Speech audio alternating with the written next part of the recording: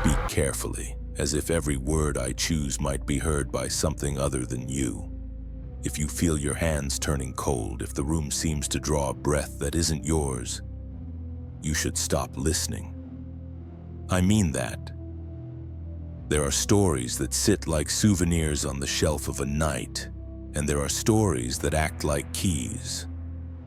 I won't pretend I know which kind this one is, only that once when I was much younger and wanted to shine in front of braver friends, I learned that words can be doors and doors don't ask whether you're ready. Tonight the house is quiet enough to recognize what belongs to it and what doesn't. The wood ticks in the walls. A motorcycle groans far away and fades into a thin hiss like air escaping from a lung. Outside, a stray wind searches the alley and lifts dust that no one remembers. I'm alone, but not unaccompanied. I have felt that distinction since the first time I was warned not to repeat certain sentences, not even in a whisper, especially not backwards. If you think that sounds childish, like turning a prayer inside out would matter, then you have never stood in a place that remembers punishment. I will not write or pronounce the formula. I won't give you the temptation. I've seen too many people mistake courage for curiosity, and too many nights mistake silence for permission.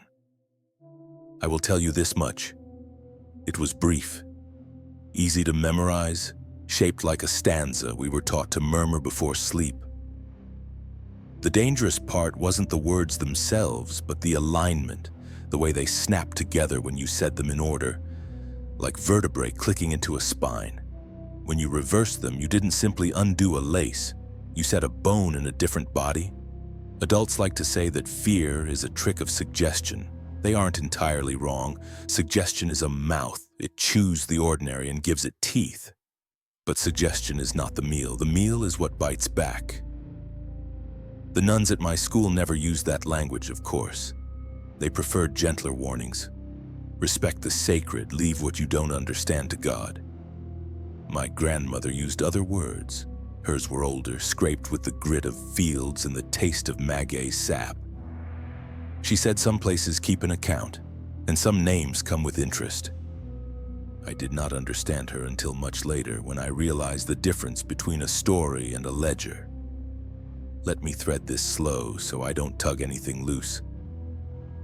Imagine a courtyard paved with cracked concrete, a tree standing at its center the way a witness stands in a courtroom, tall enough to shade everything around it, old enough to have listened to every dare.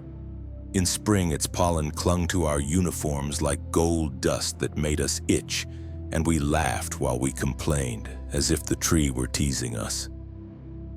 There was a bench of bleached cement at its left, always occupied by the girls who moved through school as if sunlight preferred them. We pretended not to look at them and looked anyway. We pretended not to look at the tree and looked anyway. The rumor, when it first reached me, felt like a hot coin dropped in my palm. You only had to say the prayer 3 times, right way and wrong way, facing the trunk after sunset. Someone would answer. Someone would say your name in a voice so close you wouldn't be able to tell whether it came from the leaves or your ear. I tried to laugh. I told myself it was a copy of a playground dare, the sort that follows children from city to city with a different mask. And yet, that first night after hearing it, I woke with the sensation that someone had just finished speaking near the door. Not a word I recognized, just the temperature of a voice. I've been accused of dramatics, so I'll give you something small and provable. Smell. It's the last lie a place can tell. When you walk into a room where a candle is burned, you know it by the fat sweetness that sits in the air even when the wick is cold. When something sacrilegious has been rehearsed, when a prayer is practiced backwards into the shape of a dare, the air doesn't sweeten. It dampens the way a church smells after rain when the pews hold their breath. That's what the courtyard began to smell like, even on dry days. I didn't say this aloud then because I wanted my friends, and especially one friend, to think I was brave. If you need the skeptic's version, here fear can colonize a school as efficiently as any rumor. Adolescents want thresholds. They want to feel a hinge turn because of something they chose. A reversed prayer is a perfect hinge, transgression with choreography. But the skeptic's version can only explain the beginning of what happened to us, not the way a distance started to follow one girl home, or the way another girl's face looked like a map marked by something that had no hands until it borrowed hers. I'm ahead of myself. I must keep to the order, or the order will keep to me. Another warning for you more than for me. Naming draws lines. In church, names tether. In fields, names can loose. It depends on who taught you the name and what stood there before you did. In our case, the tree stood before all of us. I once thought it was simply a good place to sit out the afternoon sun. Later, I understood that certain trees are planted the way crosses are planted, to bind a previous story. A cross marks a death and says, here it stops. But not all bindings hold. Storms loosen knots. Children with notebooks loosen them further. If you feel your throat tighten now, drink water. If the room around you sharpens, edges gaining a shine as if they'd been wetted, turn on a light, any light, and name the things that belong to you. Lamp, chair, window, your name. Your name again, softly, the right way. That is how you keep the hinge from turning. You remind the hinge that it already supports a door, and that door is yours. I promised I would be careful, and I have been. If something is listening, it has heard only atmosphere and caution, not invitation. We are still on safe ground, or as safe as ground can be when it has learned too much.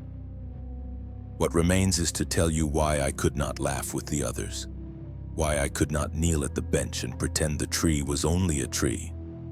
Before the courtyard, before the notebook, before the whisper that tried on my name like a coat in a fitting room, there was another tree. Another woman. The first story, my father's story, arrived years earlier and stood behind this one like a shadow raised to full height. When the rumor reached our school, I recognized the posture of it. That's how dread works. Not as a jump, but as a memory. I will start there next. For now, if you have stayed with me, breathe. Let the night breathe back, but do not match its rhythm. Keep your own. If anything feels closer than it should be, it's only the distance between what you know and what I'm about to tell. That distance narrows quickly. It never closes completely. Some mercies remain even for the disobedient. My grandmother used to say that certain stories arrive before you do. They wait inside your blood, and when the right word is spoken, they wake up. I didn't understand her until she began to lose her memory, until the names of people she had loved most went missing. But the story of her uncle Seferino and his little sister Clarita never did. That one lived in her bones. When she told it, her eyes didn't look at me. They looked somewhere past my shoulder, to a time that hadn't finished with her. Seferino, she said, had always been a strange man. Even as a child, he preferred to talk to the fields instead of to other children. He grew up in a settlement called Ojo de Agua de la Palma, a name that sounded like a prayer disguised as geography. By the time my grandmother was born, the place was already dissolving into dust. The houses leaned on themselves. The roads were just veins of dirt that led nowhere. Still, the land remembered. Every time Seferino spoke of it, his voice softened as if he were speaking to a person he'd wronged. On the night Clarita disappeared, there was no storm, no reason for anyone to be awake. Seferino, a boy then, heard her whispering under her bed. Not the sleepy mumbling of a child, but a conversation. At first he thought she was playing with her rag dolls, but then the air changed. It thickened the way it does before a funeral. Beneath the bed, something answered her. Not one voice, but several, small, rhythmic, speaking in unison, as though a dozen throats were trying to hum the same word. He wanted to call for his parents, but didn't.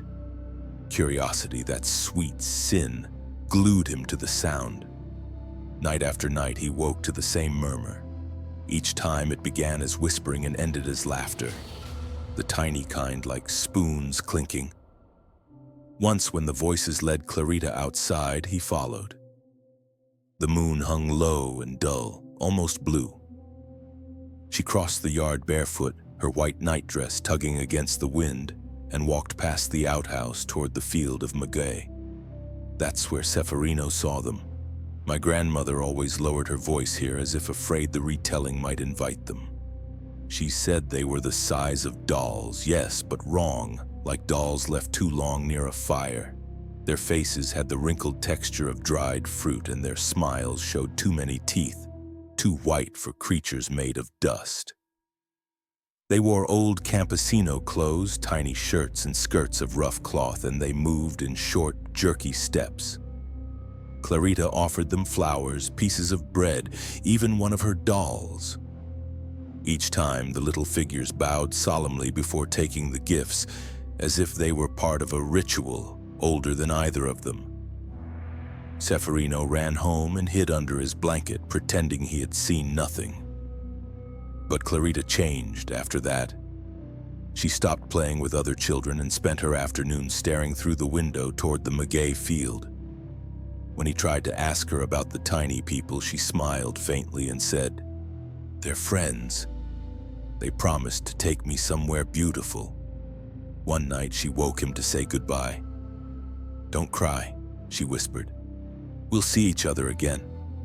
You just have to wait by the tree." Then she left. They never found her. My grandmother's family buried a dress, not a body. Ceferino grew up haunted by the echo of her promise, convinced that when he grew old enough, she would keep her word and call him back. He moved away, tried to build a normal life, but every birthday, the day that should have been joy, he felt the pull of the maguey. As he aged, he began to talk to himself again, though some swore he wasn't talking to himself at all, but to the wind, to the dry stalks, to the invisible. The last anyone saw of him, he was walking down the road toward Ojo de Agua, carrying nothing but a small bundle and a rosary without a cross. When my grandmother's brothers went to look for him, they found footprints ending near the ruins of the family house. The air smelled like burnt honey, like agave cooked too long. In the soft soil beneath the maguey, there were prints too small to belong to any man. They circled the place where the footprints stopped, as if greeting someone who had finally returned. I've thought often about those prints. In anthropology class years later, I learned about the Aluxes of Yucatan, the little guardians of the fields who punish those who disturb their ground. Some say they accept offerings, others that they mimic human children to lure them into their care. But my grandmother's story came from the north, from a land where the soil is too dry for legends to sprout easily. Still, something grew there, something small and patient. When she finished telling me the story, she always looked tired, as though each retelling was an act of payment. She'd cross herself and say, "Don't promise anything to the wind, mijo. The wind keeps its word." As a child, I repeated it without thinking. As an adult, I began to understand that promises are a kind of spell, the first form of invitation we learn. Clarita promised to return, Ceferino promised to wait, and in the end, both kept their word. When I think of them now, I don't see a field or a little girl. I see a door without hinges standing between agave stalks, open only to those who have called something by its true name. I see how stories loop back on themselves, how the dead lend their pattern to the living. Maybe that's why, years later, when my father spoke of a woman hanging from a tree on the land where he grew up, I didn't dismiss him. I recognized the shape of the old story under his words, the same soil, the same hunger waiting for someone foolish enough to listen. But that's another inheritance, and I received it in a different place under a different sky. I was a child then, the same age Ceferino had been when he first heard his sister whispering. My father wanted to show us where he'd come from, the life he had before the city, the place he'd left behind. We drove there one morning. By nightfall, something that had been waiting for him, and for me, stirred again. My father always spoke of the countryside as if it were another body, one he had once lived inside and had to abandon when it grew sick. That summer, he decided we would visit it, as though we might help him remember how it once breathed. I was 9 or 10, a restless child with motion sickness and too many questions. My little sister had just turned 3. She was all brightness and movement, a small sun that refused to set. We left Guadalajara before dawn. I remember the smell of coffee and the hum of tires over asphalt, my mother humming softly so my father wouldn't fall asleep at the wheel. The highway changed its face mile by mile, from green slopes to dry ochre plains, then to the colorless dust that belongs only to places that have forgotten rain. The closer we came to the ranch, the quieter my father grew. He watched the horizon like someone waiting to recognize a scar. When we arrived, the house stood where it always had, yet nothing was the same. The walls were painted a pale yellow instead of the white he remembered, the windows framed with new glass, the fence repaired. It was the same skeleton wearing another skin. My father smiled, but his eyes didn't. He walked slowly, touching the walls, naming spaces that no longer existed. Here was the corral, there was the well. Each name sounded like a prayer half remembered. I followed him through the yard. The air was dry enough to taste. Every step raised a puff of earth that clung to our shoes. My sister skipped ahead, her laughter bright and round, echoing against the silent fields. She didn't seem to feel the heat or the stillness. Then suddenly she stopped. She lifted her small hand and waved towards something behind the house. "Hi," she said. Her voice was calm, almost polite, as if greeting an old friend. My father's head turned sharply. He crossed the yard in 3 strides, scooped her up and held her close. I didn't understand why his face drained of color until I looked where she'd been waving. A tree stood there, taller than the roof, its branches thick and twisting, bark darkened by time. It looked ordinary, but something about the way it leaned seemed wrong, as though bending to listen. He said nothing, but I saw the muscles in his jaw tighten. My mother started to ask what was wrong, but he shook his head. We ate our lunch in silence, sitting on a wooden bench beside the porch.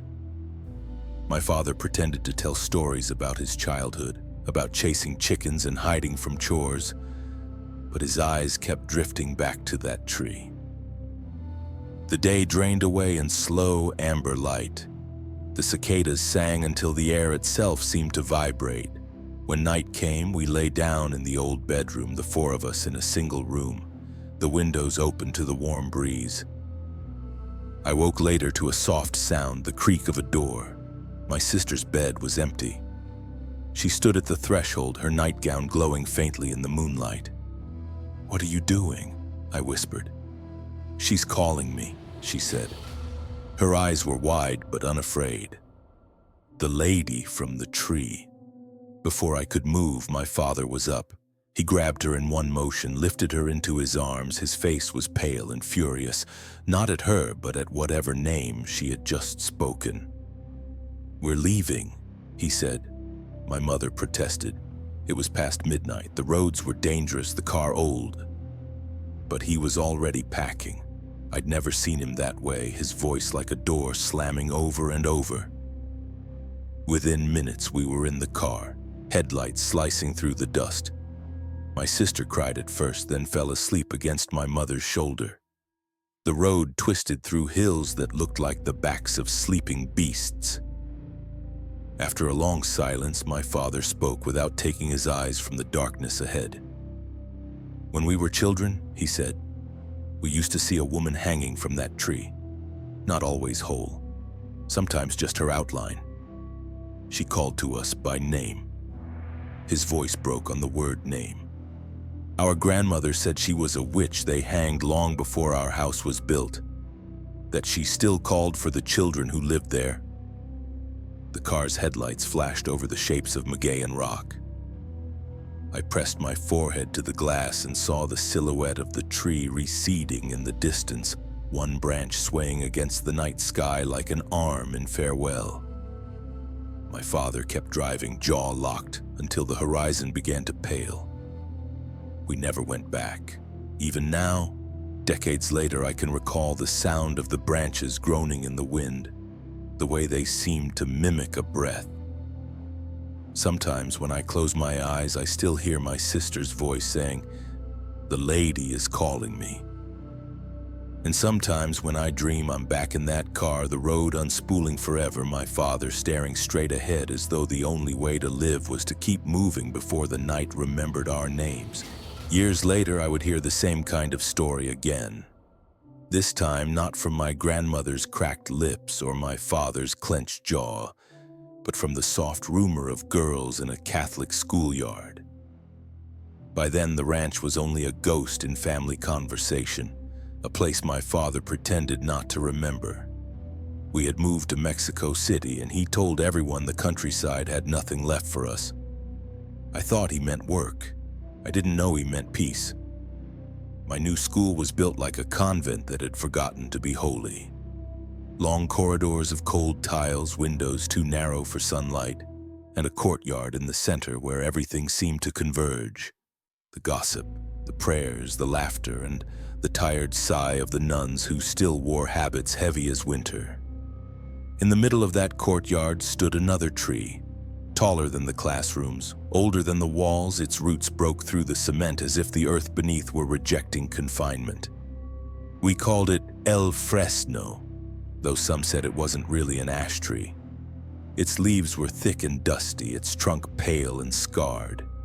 In spring, it shed a golden powder that clung to our navy skirts, leaving freckles of pollen that the teachers scolded us for. I used to sit beneath it during recess, sketching in my notebook, trying to ignore the way the wind whispered through its branches. There was always a low rustle, almost like words trying to gather shape. That was when I first heard the legend. It passed between us like a secret dare, giggles hiding fear. If you went to the tree after sunset, faced the trunk, and recited a certain prayer 3 times, once correctly, once backwards, and once in silence, something would answer. Some said it was a woman, others a child's voice. A few claimed it was simply your own echo returned wrong. Everyone agreed on one rule. You had to finish all 3 recitations or it would finish them for you. I told myself it was childish. I was too old for ghost stories, too skeptical for superstition. But a part of me, the part that remembered my father's trembling hands on the steering wheel, recognized the pattern. The tree, the voice, the invitation disguised as a prayer. It felt less like a coincidence and more like a repetition, as if whatever had whispered through my family's blood had found a new shape in the city. Valeria, my closest friend, didn't share my caution. She was the kind of girl who laughed at fear, who could turn a rumor into a challenge. "It's just words," she told me one afternoon, brushing the pollen from her sleeves. "If there's power in them, then it must come from us, not the other way around." She smiled the way children smile before touching fire, convinced they'll be quick enough to pull back. She showed me a small notebook where she had written the prayer in pencil, both directions right and reversed. I didn't ask how she had gotten it, though I noticed the faint smudge of someone else's handwriting beneath hers, like a copy of a copy. "Let's try it after rehearsal," she whispered, "just once." I wanted to say no, but I didn't. I thought of my father, of the woman in the tree, of my sister waving at the air. Maybe I wanted to prove that whatever had followed us was nothing but fear dressed in memory. Maybe I wanted to believe I was stronger than my blood.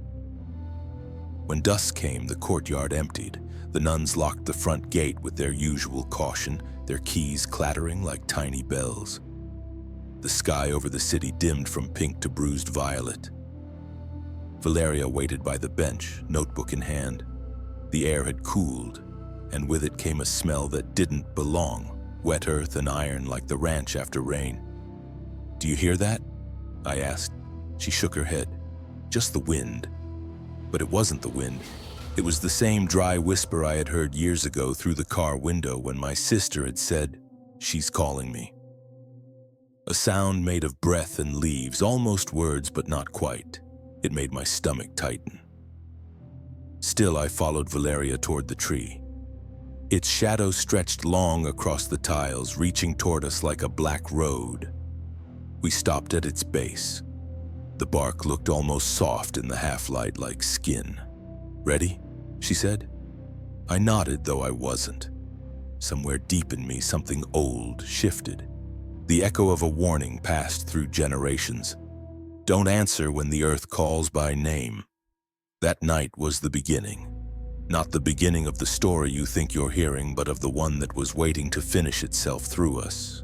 The next afternoon, the sun began to fall behind the school like a candle slowly surrendering its flame. We had stayed after hours to rehearse for the Independence Day play, an awful melodrama filled with paper hats and forced patriotism. By the time the last teacher left, the corridors were quiet except for our voices echoing against the tiled walls.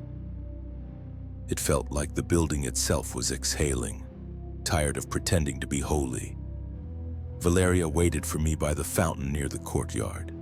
She had her notebook tucked under one arm and a mischievous gleam in her eyes that I recognized too well. "Today," she said simply. It wasn't a question. I looked around. The sky had turned amber, the kind of light that makes everything look older. The other students were leaving in groups, their laughter fading toward the gate. The nun's footsteps clicked away down the hall. Soon it was only the two of us in the tree. "Are you sure?" I asked. "You don't have to if you're scared." That word, scared, it's strange how quickly it becomes a hook. You tell yourself you're above it, that you won't be the coward, and before you realize it, you're already walking toward the thing you fear. We sat on the bench beside the trunk. The air was cooler now, the scent of flowers from the chapel garden barely masking something sour underneath, like copper and rain. Valeria opened her notebook. The pencil marks were faint, the reversed words almost illegible. "Once forward," she said, "once backward, once in silence." Her voice trembled on the first line. It sounded like a prayer, yes, but one that had been bent out of shape. The rhythm wrong, the devotion spoiled.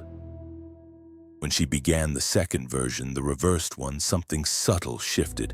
The branches overhead rustled, though no wind touched them. A shadow moved, but I couldn't tell if it was ours or the trees. Halfway through, footsteps approached. Two older girls appeared from the side corridor, Paula and Belen. Third-year students, the kind who carried themselves like they owned the school. They smiled as if catching us in a crime. "What are you doing with our bench?" Paula asked. "Nothing," Valeria said quickly, closing the notebook. Belen tilted her head. "Don't tell me you're doing the tree prayer." She laughed, but there was something brittle in it. "Go on, do it. We did it last year, or are you scared?" I wanted to tell them to leave us alone, that this wasn't a game, but my throat locked. Maybe because I already knew how useless warnings are once curiosity takes shape. Paula stepped closer, snatching the notebook from Valeria's hands. "You have it written down," she said. "Perfect. Let's see if it still works." "Give it back," Valeria murmured, reaching for it. "After we're done." Paula grinned and sat cross-legged at the base of the tree. 3 times, right? Something inside me screamed to run. I could feel it like a pulse at the back of my neck, that strange tightening you get before lightning strikes. Belen crouched beside Paola. Valeria hesitated, torn between fear and humiliation. I touched her arm. "Let's go," I whispered. "Please." But Paola had already begun. Her voice was confident, almost mocking as she recited the first version. The sound seemed to sink into the ground rather than rise. When she reached the backward lines, the air changed again. The temperature dropped. I could see my breath fog faintly before me.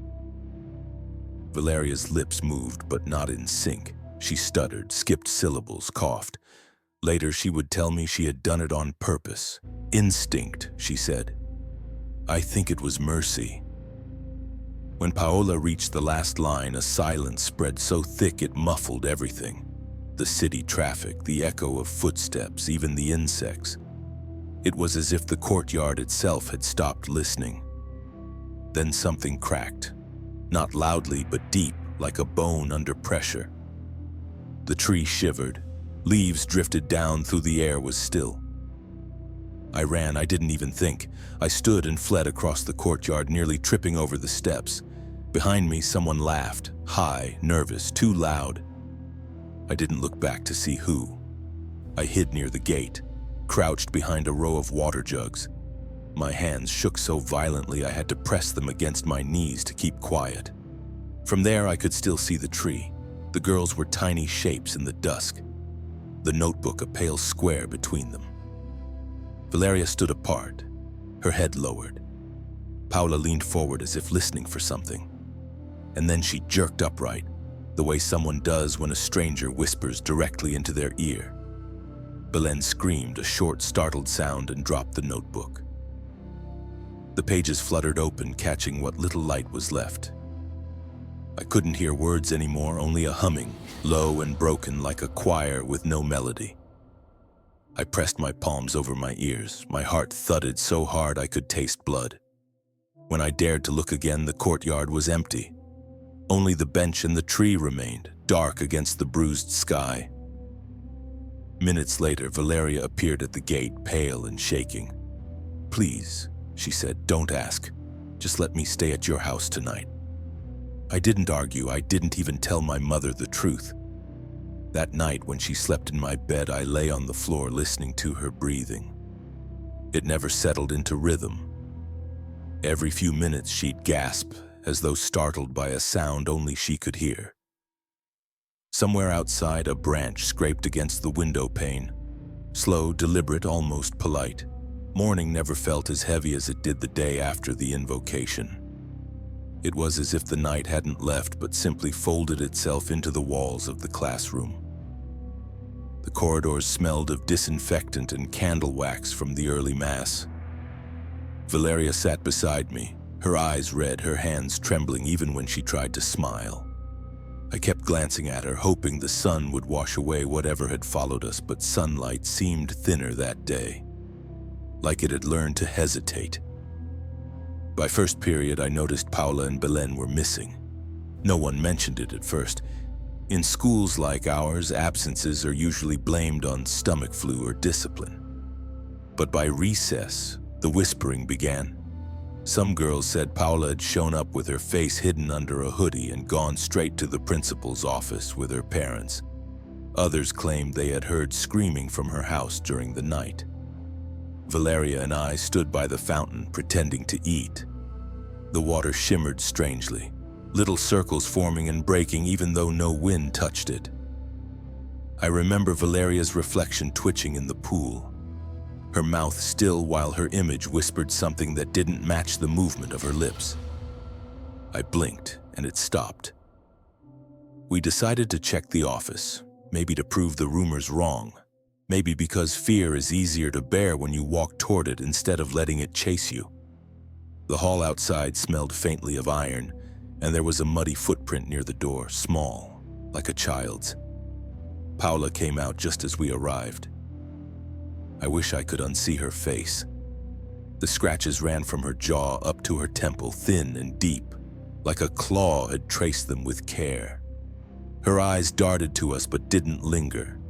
Her lips moved soundlessly, mouthing something that might have been "stop."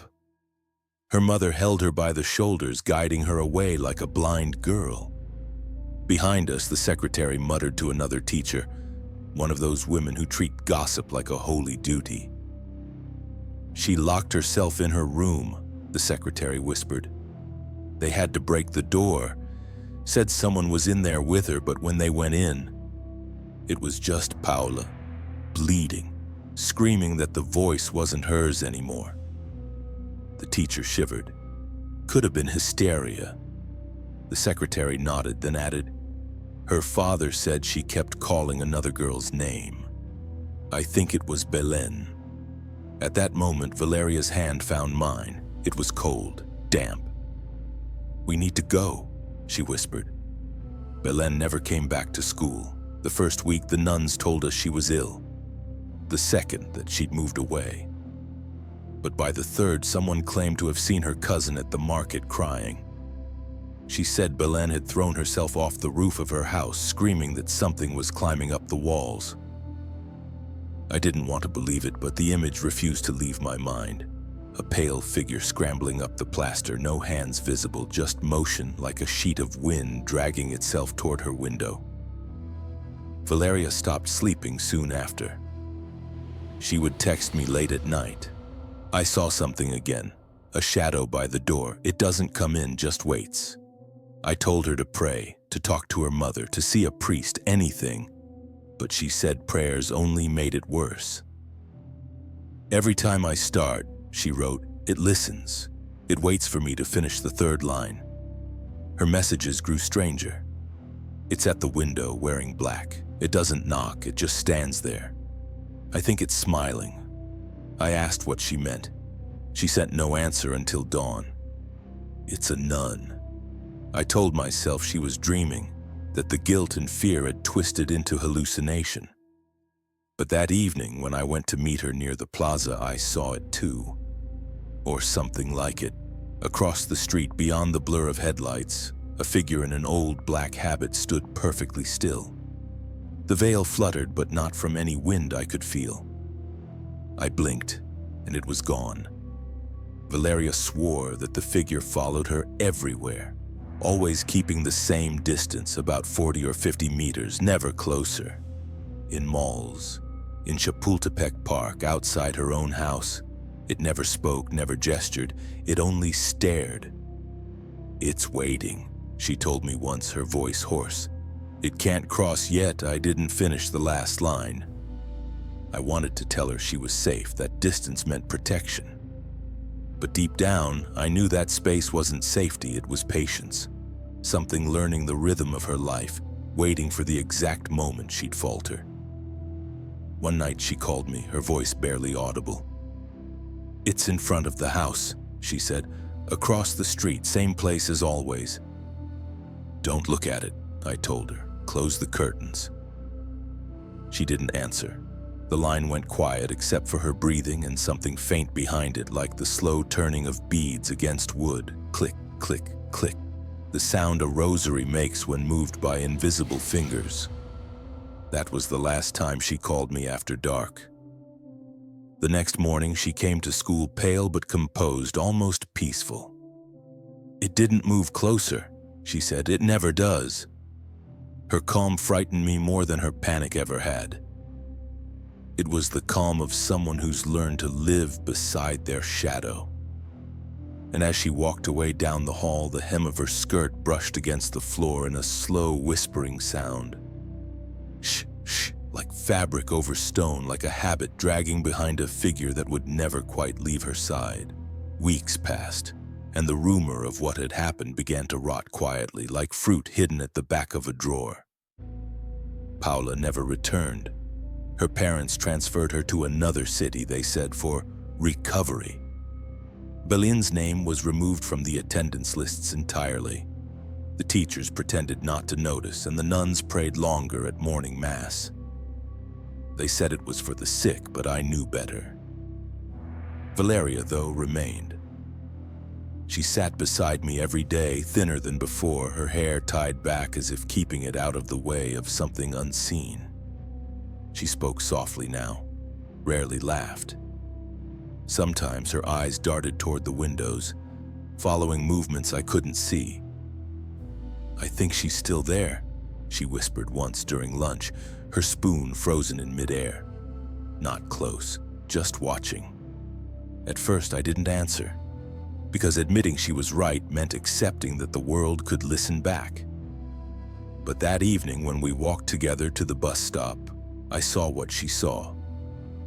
Across the street, beneath the flickering light of a lamppost, a figure in a black habit stood perfectly still. It was old-fashioned, too long, too heavy for modern nuns, the veil covering the face completely. The folds didn't move with the wind, they hung stiffly as if carved from the night itself. Valeria gripped my wrist until her nails left marks. "Don't look directly," she murmured. "She likes that." We turned our faces toward the road and waited for the bus. The engine's roar was a mercy, a sound that broke the silence between us. When I looked again, the lamppost was empty. That was how it began, the silent following. Everywhere we went, that presence reappeared at the same distance, never closer, never farther, 40, 50 meters. A distance that wasn't safe but ceremonial, as though some rule forbade her from crossing it. It was as if Valeria's incomplete prayer had left a door half open, and that thing was waiting on the threshold, patient and devout. Valeria started to measure the distance unconsciously. At the mall, she'd count her steps from the window where the reflection appeared. At church, she'd glance toward the back pews, always the same row empty behind her. She began carrying a rosary, though she never prayed aloud. "If I say the words," she said, "she'll know I remember them." I wanted to take her to a priest, but the last time I mentioned it, she cried, not out of fear, but shame. "You don't understand," she said. "She isn't from outside. She came through me." Her words lodged in me like splinters. That night I couldn't sleep. The city was restless, sirens, barking dogs, the hum of streetlights. Around 3 in the morning, the power went out. I sat up in bed, listening. For a moment, everything was utterly still. Then I heard it. A faint shuffle in the hallway outside, slow and deliberate, fabric brushing against walls. Shh. Shh. When the lights returned, the hallway was empty, but the scent lingered. Burnt wax and wet stone, the smell of old churches after rain. The next morning, Valeria told me she'd had the same experience at exactly the same time. "She's moving," she said, trembling. "She's learning where I live." I tried to reason with her. "Maybe it's your mind," I said. "Shared guilt, hallucination." Valeria smiled sadly. "Then why did you smell the wax too?" She was right. I hadn't told her that part. From that day, we met only in public places, cafes, crowded plazas, places full of noise and light. Yet even there, the sense of her never left. Once at a busy intersection, Valeria stopped mid-sentence and went pale. "Look," she whispered. Through the blur of traffic, beyond a row of taxis, stood the nun. Still patient, the veil rippling slightly, though no wind reached her. Drivers passed between us, horns blaring, but the figure never faded, only seemed to pulse, as if existing just beneath the surface of reality. "She can't come closer," Valeria said, gripping my hand. "There's something holding her back. Maybe because I broke the line." "What line?" I asked. "The prayer," she said, her voice distant. "I didn't finish it. I stopped before the last word. That's why she's stuck there. That's why she hates me." The bus arrived then, and we stepped on without looking back. Through the window, I caught a final glimpse of the street. The figure was gone, but a single black feather lay in the gutter, glistening wet though the pavement was dry. For months it went on like this. The same distance, the same silence, the same cold breath brushing the back of Valeria's neck whenever she turned too fast. I stopped asking questions. Some truths once spoken aloud become invitations. Then one morning, Valeria told me it had been 2 whole days without seeing her. "Maybe she's finally gone," she said, smiling for the first time in weeks. Her relief felt too fragile to touch. That afternoon, we parted after class. I watched her walk down the street, sunlight turning her hair gold.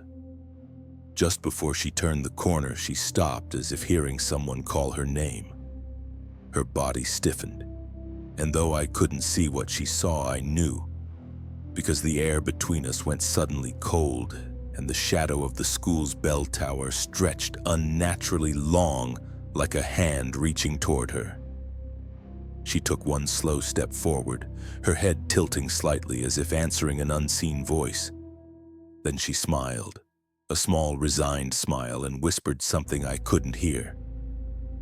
When she turned back to me, her lips formed a single word: run. I didn't run. I should have. Every instinct screamed at me to obey, but fear is a kind of paralysis that dresses itself as courage. I froze, staring at her, the street shimmering between us like heat haze, though the afternoon had already cooled. Valeria stood in that patch of light near the corner, her figure outlined by the long shadow of the tree inside the schoolyard wall. I remember the strange thought that passed through me then, that even sunlight could lie. She turned away and kept walking, calm, as if what had happened had been nothing more than a misunderstanding between worlds. I followed her, but by the time I reached the corner, she was gone. No scream, no footsteps, just the fading echo of the city and a single black feather spinning in the air until it settled on the pavement. I didn't see her for weeks after that. Her desk remained empty, the nuns avoiding the subject with tight lips and lowered eyes. When I asked if she was sick, they told me she was on leave. When I asked her mother, she said Valeria needed rest, that she was somewhere safe. But her tone didn't sound convinced. Months passed. I went on with my life, graduated, changed schools. People forget fast when forgetting is safer. I told myself that whatever had followed us had faded with time, dissolved into the noise of the city. But I was wrong. It found me again years later at a university party, the kind where stories are traded for courage between shots of cheap tequila. Someone mentioned haunted schools, and my old one came up. They laughed about the legend of the prayer, the tree, the girls who once dared to summon something. I smiled faintly, like it was all just rumor. Then someone said, "Hey, weren't you in that school?" I opened my mouth to answer, but across the room I saw her. Valeria. Older, thinner, her face drawn but unmistakable. She was standing by the window, half hidden by the curtain, staring straight at me. My heart thudded so hard it hurt. She didn't move closer, she didn't smile, just one look that froze me in place. Then she shook her head slowly, not in anger, not even in fear. Just a silent no. And I understood. She wasn't asking me to come to her. She was begging me not to speak. I looked down for a moment, and when I looked up again, she was gone. The curtain swayed slightly, but the window was closed. The others were still laughing, telling stories, unaware that the air had shifted, colder, heavier, like the weight of a church before confession. After that night, I learned to keep my silence. It wasn't easy. People asked about her, classmates, teachers, even an interviewer once who remembered the story. But every time I thought of telling it, the same pressure filled my throat, like invisible fingers pressing against my windpipe. The words would crumble before leaving my mouth. Once I tried to write it down, but the ink bled into the paper, forming the shape of a cross upside down. I burned that page. Silence became a ritual, my protection. I stopped visiting the school, stopped passing anywhere near that part of the city. I prayed only in thought, never aloud. I never spoke the last word of any prayer, and still there were nights when I'd wake up sensing something outside, not close, 40 or 50 meters away, just beyond the reach of streetlight. A dark outline against darker air, never moving, never gone. Years later, when I returned to Mexico City for work, I made the mistake of taking a taxi that cut past the old neighborhood. Out of habit, I told the driver to stop near a convenience store across from the school. I told myself it was curiosity, a way to see the place one last time, to prove the past couldn't touch me anymore. But when I stepped out, I froze. The gate was new, the walls freshly painted, but the courtyard was the same. The tree still stood, taller now, its trunk wider, its bark gray as bone. Beneath it, the same stone bench waited, cracked moss creeping along its base. The late afternoon sun filtered through its branches, and for an instant I saw movement among the shadows. Not a person, something slower, deliberate. The air tasted like iron again, and then faintly the sound, shh, shh. Fabric dragging across stone. I didn't wait to see more. I walked away, my steps echoing against the pavement, my pulse racing in my ears. When I finally dared to look back, I saw nothing. But I swear, I felt a hand brush against the back of my neck, cold and gentle, as if reminding me of a promise I had broken by returning. I've learned that silence has its own prayer, one that doesn't need words or saints or forgiveness. It's the only thing that keeps that distance from closing. Because once it closes, the story ends. And not for the better. It's strange what the mind preserves. Years can slip away like dust in sunlight, but one sound, one smell, one shadow, and everything returns intact, waiting. I thought I had outrun it. I thought silence had been enough. But there are stories that live in you even after you stop telling them. They learn your heartbeat, your voice, the rhythm of your breath. They wait for the right pause to start again. It was a Sunday afternoon when I passed by the old school again. I wasn't planning to. The taxi took a detour because of traffic, and suddenly there it was. The courtyard behind the iron gate, the same stone cross near the entrance, and at the center, the tree. I almost didn't recognize it at first. It had grown taller, thicker, its roots swelling beneath the cracked tiles like veins beneath skin. It didn't look dead. It looked awake. I got out.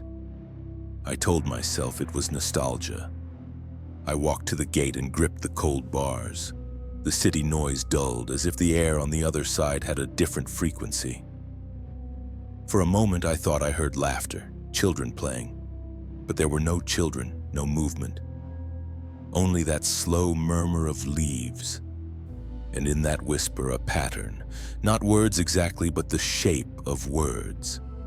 3 lines repeated like breath. I closed my eyes and tried to remember the sound of my own voice, the way it used to be before that day in the courtyard. But memory is treacherous. It doesn't play back, it recreates. I almost mouthed the first syllable before I stopped myself. Even after all these years, the instinct remained, to answer when called. Behind my eyelids, I saw my father's face again. The night he'd driven us away from the ranch, his knuckles white on the steering wheel, my sister asleep in his arms. I had asked him what he'd seen, what had called his name. He didn't answer then. But later, when I was older, he told me quietly, "It's not the dead that haunt us. It's the promises we made when we were too young to know they were binding." Maybe that's what this was, a debt of words.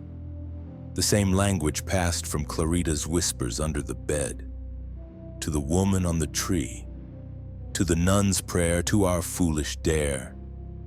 The same breath wearing different faces, calling for a reply. I leaned closer to the gate. The bark of the tree shimmered in the late sun, and for an instant I thought I saw a figure there, a shape woven into the wood, tall and slender, a fold of dark fabric etched into the trunk. The impression of a face tilted slightly downward as if listening. My throat tightened. "I'm not saying it," I whispered. "Not again." A gust of wind moved through the courtyard, scattering the pollen into the air. It glittered for a second like gold dust before fading. When it cleared, the shadow in the bark was gone. Only the tree remained, patient as always. I stepped back, my pulse slowing, until I heard something small fall near my feet. A feather. Black, glossy, still warm from the sun. I didn't touch it. People think horror is noise, screams, doors slamming, the obvious things. But the real horror is recognition, realizing that what you hear isn't new, that it's been calling you all your life and you've simply never answered out loud. That night I couldn't sleep. I kept thinking about how stories circle back to where they started, how names are just loops waiting to close. Around 3 in the morning, the wind picked up. I got up, went to the window, and there across the street, just at the edge of the streetlight, stood a figure, black habit unmoving, 40, 50 meters away. The same distance, the same rule. For a long time I stared, my mouth dry, my heart steady in that terrible rhythm between fear and understanding. She didn't move closer. She never does. But now I wonder if she needs to. Because maybe she's not following me anymore. Maybe she's just waiting for someone else to speak the words to finish what we started. So if someday you find yourself near a school like mine and you hear a story about a prayer said forward and backward beneath a tree, don't listen. Don't laugh. Don't try to prove it wrong. If you hear your name in the wind, keep walking. If you see someone standing just at the edge of the light, don't look twice. And above all, don't answer. Because the distance, once closed, never opens again.